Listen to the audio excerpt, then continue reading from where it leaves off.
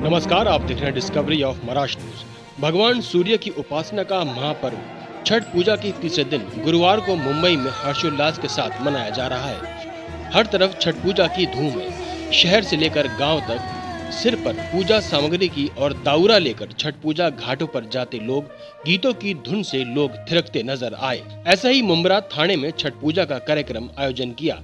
इसमें हिंदू मुस्लिम एकता का प्रतीक मानते हुए सबने पूजा की। वहां की रिदा राशिद ने छठ पूजा का पूरा कार्यक्रम आयोजन किया, जिसमें शहनाज अख्तर भी शामिल हुई। आइए जानते हैं क्या कहा वहां मौजूद महिला ने। ये जो आज प्रोग्राम वहाँ पर है, हर साल की तरह इस साल भी क्या लग रहा है, प्रोग्राम के बारे में क्या बोलना है? सभी को सलाम अलैकुम, नमस्कार, जय भीम। ये मेरा तीसरा साल है छठ पूजा का। यहाँ हम सभी बहनें मिलके छठ पूजा, छठी माई का यहाँ उपवास करती है 3 दिन बहनें। और आज का दिन और कल सुबह पूजा होगी और आज शाम को पूजा होते हैं। जो लोग घाट पे आते हैं तो बस वो भक्तों की स्वागत के लिए रहती हूँ और जितना बन सका मुझसे उनके स्वागत के लिए मैं ये तैयारी करती हूँ।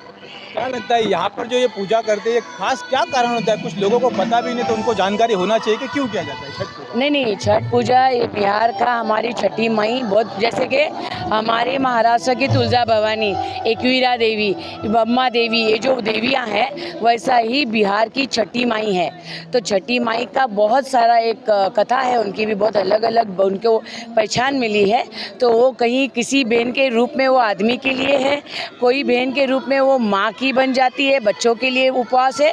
अनेक माँ बहनों का यहाँ रूप है जो उपवास करती है और उसके लिए आज 3 दिन वो कड़क उपवास करके आज वो आती है घाट पे पूजा करती है।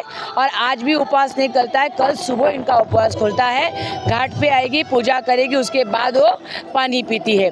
तो ये पूजा का बहुत महत्व है। ये बिहार में होता है, लेकिन बिहार से सटा हुआ जो यूपी के बॉर्डर्स है वहाँ पर भी होता है। पिछले साल यहाँ पे छठ पूजा के लिए इस तालाब को लेके कुछ इशू बन गया था, यहाँ के जो एमएलए थे उनको लेके कुछ यहाँ पे दिक्कतें आ रही थी आपको छठ पूजा के लिए, उसके बारे में आप क्या बोलना चाहते हैं? नहीं, देखो, वो जो शैतान का काम था शैतान ने किया।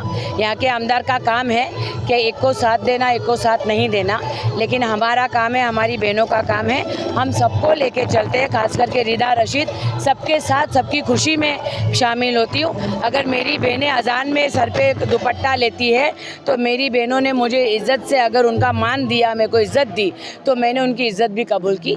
तो इसी तरीके ये गिव एंड टेक रिलेशन है। तो बस यही अच्छे से होता है। आमदार का तो काम है, शैतान है वो यहाँ पर आके बहुत ट्राई किया उसने 2 साल पहले शैतान करने का, लेकिन कुछ नहीं हुआ। सच्चाई की जीत हुई, बुराई की हार हुई। और आज जितना भी हुआ, लेकिन आज हमारा तीसरा साल बहुत भव्य। अलका जी आई है, पहले साल अलका जी आई थी, अभी थोड़ी देर में शहनाज अख्तर भी आने वाली है। तो बस हमारा प्रोग्राम आगे ही बढ़ा है, कुछ कम नहीं हुआ है। महाराष्ट्र में हो रहे जो चुनाव को लेके इस बार किसकी सरकार बनेगी महाराष्ट्र में, क्या बोलना चाहिए?